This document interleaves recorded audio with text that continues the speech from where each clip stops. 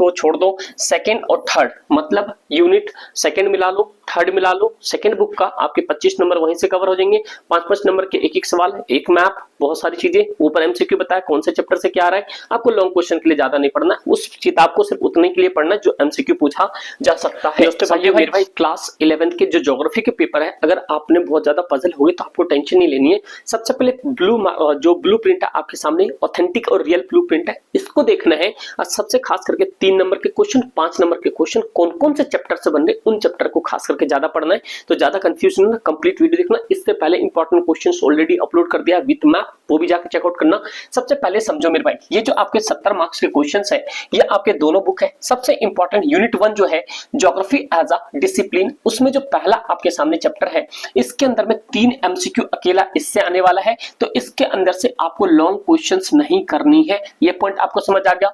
जब आप second unit उठाओगे जो कि अर्थ वाला है, जिसमें कि आपको एक एक नंबर के पहले the origin and evolution of earth से एक एमसीक्यू आ रहा है, फिर इंटीरियर ऑफ अर्थ से यहाँ पे आपके सामने 2 एमसीक्यू आ रहा है, ठीक है दोस्त। फिर आपके सामने यहाँ पे डिस्ट्रीब्यूशन ओशन एंड कॉन्टिनेंट से एक एमसीक्यू आ रहा है, और यहाँ पे आपके पास डिस्ट्रीब्यूशन ऑफ ओशन एंड ये कॉन्टिनेंट से आपके यहाँ पे 5 नंबर के एक सवाल आ रहा है। तो ये पॉइंट आपको समझ आ जाना चाहिए कि आपको चैप्टर कौन सा बड़े नंबर के लिए करना है। डन मेरे भाई।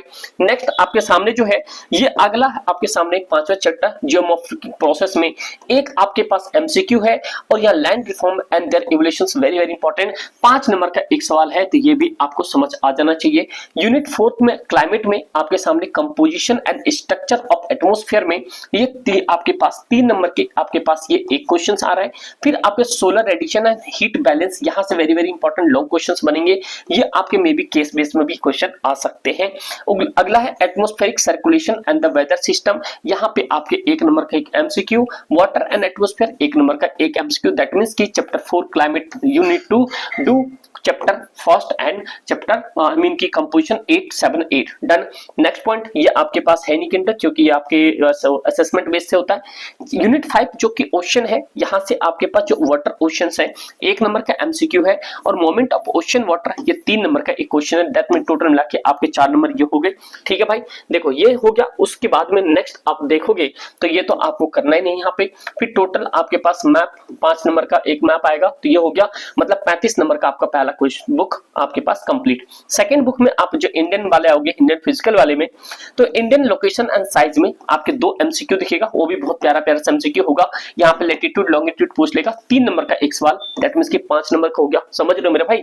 अगला स्ट्रक्चर एंड फिजियोग्राफी वाले में 1 नंबर का एक आपके पास एमसीक्यू और 5 नंबर का एक क्वेश्चन है, तो ये भी पॉइंट आपको समझना है। तो टोटल मिला के कितने हो गए इसमें, ये आपके तो ये सारे मिला के यूनिट मिला के कितने, एक एक नहीं 5 नंबर के एक सवाल है, तो भैया 13 किस हिसाब से बोल रहे हैं, इसको मिला के बोल रहे क्या, 5 1 6, 6 और 2 हो गया, 6 2 8 है भाई, 8 और 3 तो 11 ही होता, 13 किस हिसाब से आ रहा है। तो अच्छा नीचे वाले को भी ये ड्रेनेज सिस्टम को मिला के, ठीक भाई। तो ये जो आपके सामने है, फिर ड्रेनेज सिस्टम में आपके पास 2 नंबर का एमसीक्यू आ जाएगा, 5 नंबर के एक सवाल। तो ये समझो कि आपके सामने यूनिट जो आपके पास यूनिट फर्स्ट है इंडियन ज्योग्राफी वाले का, उसके अंदर जो चैप्टर आपके सामने है स्ट्रक्चर फिजियोग्राफी और ये ड्रेनेज सिस्टम, ये दोनों मिला के आपके 13 नंबर का है।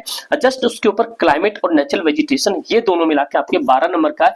अकेला 25 नंबर का यही 4 चैप्टर है, इन 4 चैप्टर को करो, 25 नंबर अकेले आपके हो जाएंगे, क्योंकि 5-5 नंबर के दोनों से सवाल आ रहे हैं, एमसीक्यू भी आ रहा है, 3 नंबर का एक सवाल भी आ रहा है। समझ लो बात, स्मार्ट स्टडी करो भैया, आज भगदड़ की दुनिया में इतना मत पजल हो, समझे दोस्त। नेक्स्ट पॉइंट आ जाए, यहाँ पे देखते हैं नेक्स्ट पॉइंट में आपके सामने दोस्त क्या है, climate and vegetation and soil में, यहाँ से भी आपके 12 नंबर का क्वेश्चन बन रहा है। क्लाइमेट से आपके 3 एमसीक्यू, ये बड़े अच्छे एमसीक्यू बनेंगे, और ये 5 नंबर का एक सवाल, यहाँ से आपके एक केस बेस भी बन सकता है। तो ये पॉइंट समझ आया है, तो डन मेरे भाई। ये देखो 12। अब एक पॉइंट समझने की बात ये है मेरे भाई, आप सामने ये 13 नंबर, ये 12 नंबर, दैट मींस कि आपके पास 25 नंबर्स। ये 25 के लिए आपको सिर्फ और सिर्फ इतना काम करना है, यूनिट आपके पास फर्स्ट को छोड़ दो, सेकंड और थर्ड मतलब यूनिट सेकंड मिला लो, थर्ड मिला लो, सेकंड बुक का आपके 25 नंबर वहीं से कवर हो जाएंगे। 5-5 नंबर के एक एक सवाल है, एक मैप, बहुत सारी चीजें, ऊपर एमसीक्यू बताया कौन से चैप्टर से क्या आ रहा है। आपको लॉन्ग क्वेश्चन के लिए ज्यादा नहीं पढ़ना, उस किताब को सिर्फ उतने के लिए पढ़ना जो एमसीक्यू पूछा जा सकता है, समझे भाई। ये फोर्थ में कुछ नहीं है। फिर आप सामने एक मैप है जो कि आप जानते हैं ये सिस्टम है, तो टोटल मिला के आपके सामने 70 नंबर के क्वेश्चन। ये सारी चीजें आपको समझ आ गई, तो उम्मीद करता हूँ मेरे भाई आपको सारी चीजें समझ आ गया होगा। ये आपके सबसे बेस्ट टू बेस्ट तरीका है, इतनी सारी चीज बता दी। इसी तरीके से अगर आप पॉलिटिकल के भी चाहते हो वो भी कमेंट कर बताना, और क्वेश्चन चाहिए तो वो भी मुझे कमेंट कर बताओ। और भाई वन मोर थिंग, अभी सब्सक्राइब नहीं किया कर लो, क्योंकि भाई क्लास 12 में भी आपको ईच एंड एवरीथिंग शुरुआत से ही मिलेगा सब कुछ। वैसे आप लोग को पता होना चाहिए कि I have already selected in PGT political science, तो भाई टेंशन ना लो, बस ताबड़तोड़ बैटिंग होगी। Thank you so much and जय हिंद।